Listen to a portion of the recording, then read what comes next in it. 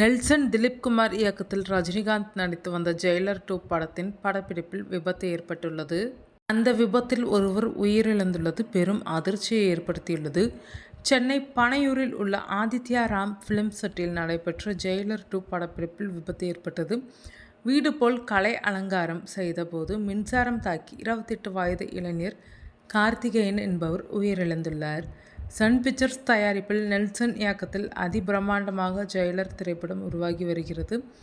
ரஜினி, ரம்யா கிருஷ்ணன், சிவராஜ்குமார், மோகன்லால், பாலையா, விஜய் சேதுபதி, வித்யா பாலன் உள்ளிட்ட பல்வேறு நட்சத்திரங்கள் நடித்து பேன் இந்தியா திரைப்படமாக இப்படத்தை உருவாக்கியுள்ளார்கள். அண்மையில் இப்படத்தின் படப்பிடிப்பு நிறைவடைந்ததை படக்குழுவினர் அறிவித்தார்கள். ஒரு சில பேட்ச் ஒர்க் காட்சிகளை தற்போது படக்குழுவினர் சென்னை பனையூரில் எடுத்து வந்தார்கள். அப்போது எதிர்பாராத விதமாக ஏற்பட்ட விபத்தில் மின்சாரம் தாக்கி படக்குழுவைச் சேர்ந்த ஒருவர் உயிரிழந்துள்ளார். இந்த தகவல் தமிழ் சினிமாவில் பெரும் அதிர்ச்சியை ஏற்படுத்தியுள்ளது.